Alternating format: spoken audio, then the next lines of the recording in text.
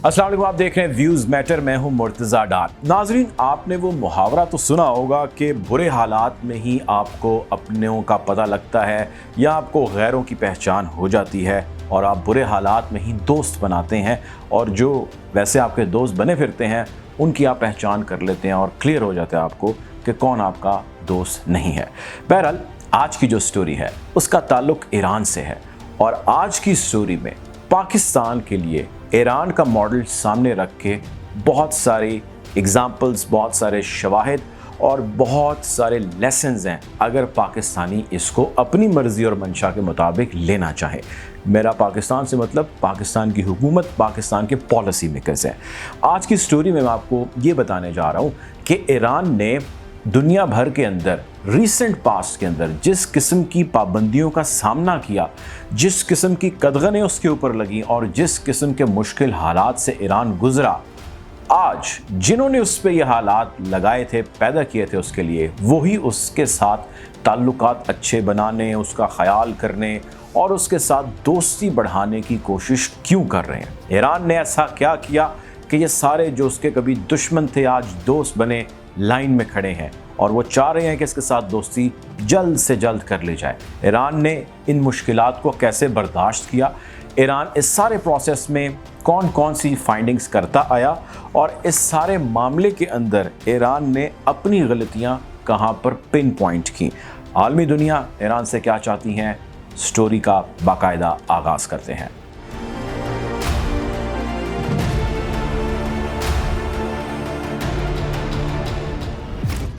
नाज़रीन, आप जानते हैं कि JCPOA जो जौहरी मुआहिदा था उसको लेकर एक मरतबा फिर अमेरिका काफ़ी मुतहर्रिक है, और अमेरिका ये कोशिश कर रहा है कि ईरान के साथ बैठ के बातचीत की जाए। डोनाल्ड ट्रंप ने, यानी प्रीवियस जो गवर्नमेंट थी, उसने जो मुआहिदा तोड़ दिया था यूनिलैटरली ईरान के साथ, उसके अंदर वापस आया जाए। और इस हवाले से वियना के अंदर एक मीटिंग है जिसका आगाज़ कर दिया गया। राउंड ऑफ टॉक्स हैं जो हो रही हैं। इसका जो पहला राउंड है वो आज ही ख़त्म हुआ है, और इस ख़त्म हो जाने के एक हफ़्ते के गैप के बाद वो दोबारा शुरू हो जाएगा। इस तकरीबन एक हफ़्ते जारी रहने वाली इन 7 मुलाकातों के अंदर क्या डेवलपमेंट्स हुई, थोड़ा सा उसकी तफसील में जाते हैं। तफसील उसकी ये है कि ईरान का सेंट्रल बैंक जो है उसके ऊपर से पाबंदियाँ हटने का ऐलान हो चुका है। उसके साथ ट्रेड किए जाने के हवाले से ऐलान हो चुका है, जिसमें स्टील मिल से लेके, जिसमें प्रोडक्शन से लेके, जिसमें इंफ्रास्ट्रक्चर से लेके, जिसमें डेवलपमेंट से लेके, जिसमें ऑयल तक भी शामिल है। एम्बार्गो जो एक लगा था, जो सैंक्शन लगी थी, उसमें ईज़ किए जाने के हवाले से स्टेटमेंट्स और बयानात आ रहे हैं। और ये पहली मरतबा है कि प्रेसिडेंट ऑफ ईरान हसन रूहानी साहब ने एक ऑफिशियल स्टेटमेंट दी है कि हमें यूँ लग रहा है जैसे अमरीका इस मरतबा सीरियस है इन सारी पेशरफ्त मुलाकातों को लेकर, इस मामले को लेकर। बहरहाल, ईरान ने यह मुतालबा ज़रूर किया है कि हम अमेरिका से तब तक खुल्लम खुल्ला बात नहीं करेंगे जब तक वो ऑल टुगेदर सारी पाबंदियां नहीं हटाएगा। जबकि अमेरिका सारी पाबंदियां ऑल टुगेदर नहीं हटा सकता, स्टेप वाइज मरहला वार पाबंदियां हटेंगी और हट रही हैं। बहुत सारी चीज़ें हैं जिस पे ईरान के ऊपर जो अनड्यू पाबंदियां थीं उसको इमीडिएटली अमेरिका ने हटाया, लेकिन बहुत सारी ऐसी पाबंदियां जो अमेरिका का ख्याल है और कुछ हद तक ईरान के भी लोगों का ख्याल है, जिस पे अमेरिका कुछ जगहों पर ठीक कह रहा है, जिस पे हमें कुछ करने की, हमें पॉलिसी वज़ा करने की और कुछ चीज़ें तब्दील करने की ज़रूरत है। इन्हीं चीज़ों के ऊपर अभी जो नेक्स्ट राउंड ऑफ टॉक है वो होना है। So first phase Iranians are successful, second phase Iranians will be more successful, और इन तमाम फेजेस के अंदर अमेरिका एक्टिवली पार्टिसिपेट कर रहा है। अब मैं आपको माजी में ले जाता हूँ और आपको बयान ये करता हूँ कि इस सारे मामले के अंदर ईरान ने ऐसा क्या किया कि ईरान ने आज इन सबको एक टेबल पर बिठा के और उनसे बात करने और उससे दोस्ती बढ़ाने के हवाले से मजबूर कर दिया। ईरान ने सिर्फ एक काम किया, ईरानी कौम ने, ईरानी लीडरान ने सिर्फ एक चीज़ पर मेहनत की, और वो चीज़ थी कि हिम्मत कभी नहीं हारनी, डटे रहना है, मुत्तहिद रहना है। सो वो मुत्तहिद रहे, वो डटे रहे, और आज वो अमेरिका समेत जर्मनी, फ्रांस, इंग्लैंड और दुनिया की बड़ी रियासतों को अपने साथ बैठकर बात करने पर मजबूर हो चुके हैं। मैं आपको कुछ चीज़ें बताता हूँ जिसमें से 5 इंतहाई अहम चीज़ें हैं जो ईरान ने बर्दाश्त की 2018 से ऑनवर्ड सैंक्शंस यानी पाबंदियों की सूरत में। पहली चीज़, उसने इकोनॉमिक डैमेज जितना भी इक्तिसादी उसके ऊपर सैंक्शन जब लग गई, तो जिस किस्म की इक्तिसादी पाबंदियाँ उस पर हो सकती हैं, यानी कि उसका पैसे की रेल पे ना पैसा जा सकता ना पैसा आ सकता है, और जो भी करेगा वो मुजरिम ठहरेगा मुल्क। ये पाबंदी सबसे पहले तो उसने बर्दाश्त की, इकनॉमिक इंस्टेबिलिटी बहुत ज़्यादा हो गई ईरान में। दूसरी उसने मुश्किल बर्दाश्त की कि उसके बहुत अहम लोगों को हदफ बनाया गया, टारगेट किया गया, जिसमें जनरल कासिम सुलेमानी से लेके मोहसिन फ़खरीज़ादा से लेके और बहुत बड़े लीडरान और बहुत बड़े उनके नाम थे जिन्होंने अपनी कई कुर्बानियाँ दी, कई शहादतें दी। ये नुकसान भी ईरान ने उठाया और दुनिया ने देखा और उसकी कवरेज की। तीसरा बड़ा नुकसान ईरान ने उठाया कि ईरान कई दहाइयों से, कई सालों से प्रॉक्सी वॉर्स लड़ता आ रहा है और उनका सामना करता आ रहा है। वो चाहे यमन हो, वो चाहे लिबनान का कुछ पार्ट हो, वो चाहे सीरिया हो, बहुत सारे दुनिया के ऐसे ट्रबल्ड पार्ट्स हैं जिसके अंदर डायरेक्टली और डायरेक्टली भी वो कर रहा है, लेकिन इनडायरेक्टली आप इसराइल की एग्जांपल ले लीजिए, इसराइल का एग्रेशन ऑपरेशन देख लीजिए, जिसके बारे में ख्याल ये किया जाता है कि वो अमेरिका का एक दूसरा रुख है, यानी उसी का एक दूसरा चेहरा है। इस पर थोड़ी सी आगे चल के मैं बात करता हूँ। अगली उसने पाबंदी ये उठाई, मुश्किल ये उठाई कि उसने दुनिया के साथ एक आइसोलेशन, एक दुनिया के साथ कट ऑफ हो जाना बर्दाश्त किया ईरान ने, और वो कोई छोटी बात नहीं है। यानी आप इमेजिन कीजिए इनफरादी सतह पे कि अगर आप आइसोलेट हो जाएं और आपका तमाम लोग बायकॉट कर दें, वो सही करें या गलत करें वो बहस बात की है, तो आप खुद किस सिचुएशन से गुजरेंगे। यही बहैसियत मुल्क ईरान ने बर्दाश्त किया। अगली चीज़ ये कि उसने विद इन द कंट्री अपने मुल्क के अंदर से उठने वाली आवाज़ों और तनकीद को बर्दाश्त किया। मुल्क में से उठने वाली आवाज़ दुनिया की तगड़ी तरीन आवाज़ों में से होती है। कोई भी मुल्क के लोग जब उसकी हुकूमत के ख़िलाफ़ निकल पड़ें तो हुकूमत सबसे ज़्यादा तब परेशान होती है। ईरानियों ने डेफिनेटली इस चीज़ को बर्दाश्त किया और ईरान के अपने अंदर बहुत सारे लोगों ने कहा कि जी आपने जो किया है और जो आप कर रहे हैं यकीनन गलत है और आपको इसके ऊपर रिव्यू करने की ज़रूरत है। So there was a lot of criticism जो ईरानियों ने बर्दाश्त किया।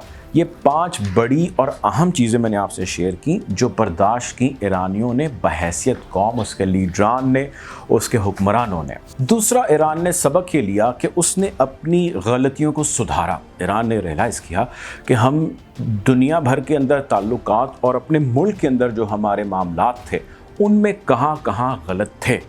हम उन गलतियों को दुरुस्त करेंगे, अगर हम नहीं करेंगे तो हमारा सर्वाइवल मुश्किल हो जाएगा। ईरान ने इस चीज़ को समझा और समझने के बाद इस पर अमल करना शुरू कर दिया। तीसरी चीज़ ये कि उसने अपने पॉलिसी मेकर्स ने अपने दरमियान इत्तेहाद तो कायम किया लेकिन हिम्मत भी कायम की। वहाँ पे अपोजिशन है, जिस तरह पाकिस्तान में होती है PTI वर्सेस पीपल्स पार्टी या नून लीग हो जाती है, जिस तरह भी हम कहते हैं अपोजिशन जमातें हैं या हुकूमती जमात है, इसी तरह हर मुल्क के अंदर और ईरान के अंदर भी इसी तरह ही है, अपोजिशन जमातें भी हैं। लेकिन इस सारे प्लेटफॉर्म पर जब इंटरनेशनल सैंक्शंस का, पाबंदियों का, मुश्किलात का सामना था तो वो एक पेज पर हो गए, मुत्तहिद हो गए। आपस में उन्होंने इस चीज़ों पे इख्तलाफ किया, लेकिन एक जगह जहाँ पे वो इकट्ठे हो गए उन्होंने कहा कि यहाँ पे हम एक रहेंगे, और इन्होंने ऐसा किया। बातिल के आगे हार नहीं मानी। अगला काम उन्होंने ये किया, उनके ऊपर इजराइल हो, उनके ऊपर अमेरिका हो, बरतानिया हो, फ्रांस हो, कौन सा दुनिया का बड़ा ताकतवर, दुनिया का बड़ा ठेकेदार मुल्क नहीं है जिसने इनके ऊपर पाबंदियाँ नहीं लगाई, स्टेटमेंट्स नहीं दी। दुनिया के बड़े बड़े प्लेटफॉर्म्स के ऊपर इनके ख़िलाफ़ आवाज़ें नहीं उठी, इनका बायकॉट किया गया। लोगों को, मुल्कों को इनफरादी सतह पर, मुल्की सतह पर, ग्रुपों की सतह पर, नेटवर्क्स की सतह पर इनके ऊपर तमाम किस्म की मैक्सिमम प्रेशर टेक्निक का इस्तेमाल किया गया।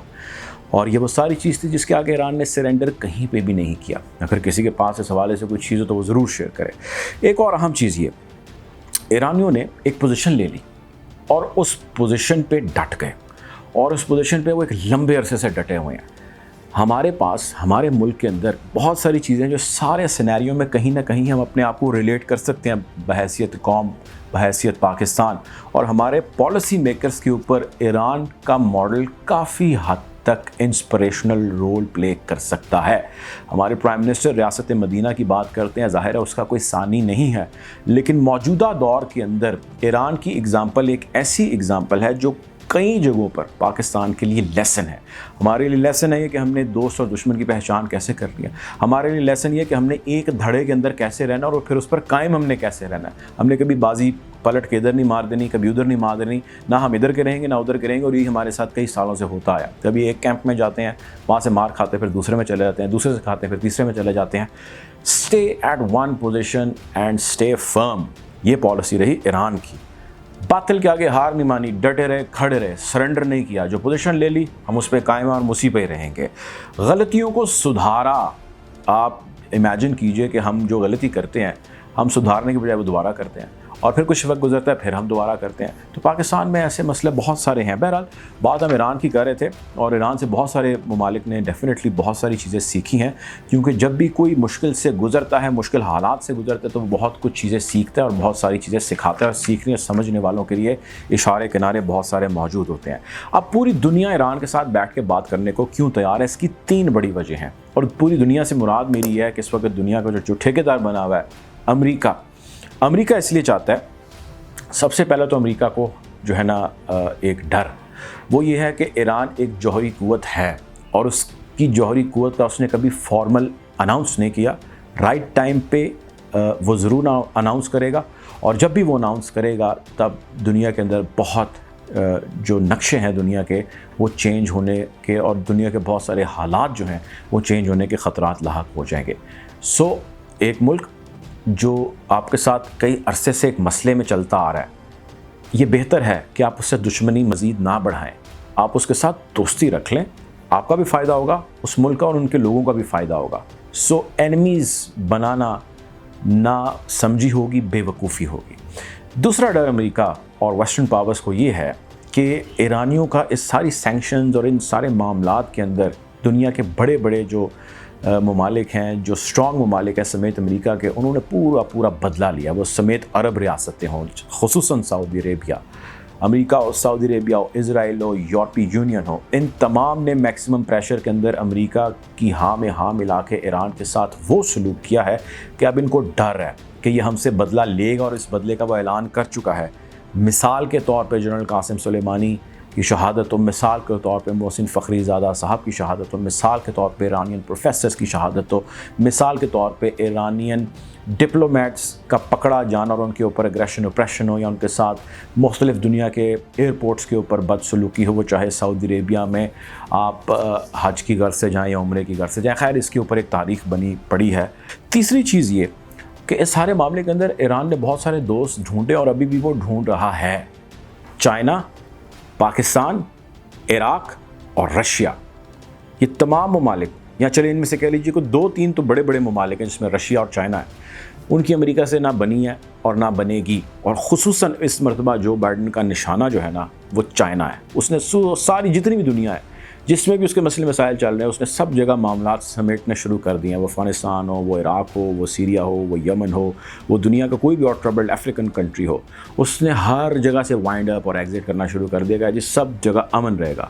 وہ کہتے ہیں بن کے مارنا, پنجابی کا جملہ ہے, تو وہ چائنا کو باندھ کے مارنا چاہ رہا ہے. وہ چائنا کے دوستوں کو اپنا دوست بنانا چاہ رہا ہے, چائنا کے دشمن جو ہیں ان کو بھی اپنا دوست بنانا چاہ رہا ہے. سو وہ چائنا کو ایلینیٹ کرنا چاہ رہا ہے. یہ نیٹ ورک, یہ نیکسس, یہ دھڑا توڑنے کے اندر بھرپور کوشش ہے امریکہ اور یہ باقی ممالک کر رہے ہیں. ہر کرنسی اس کے اوپر نچھاور کر رہے ہیں.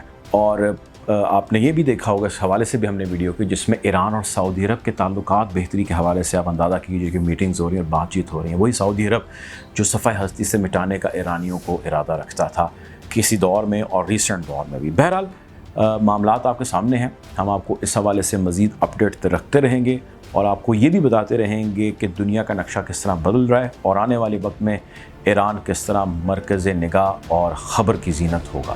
اب تک کے لیے اتنا ہی. اللہ حافظ.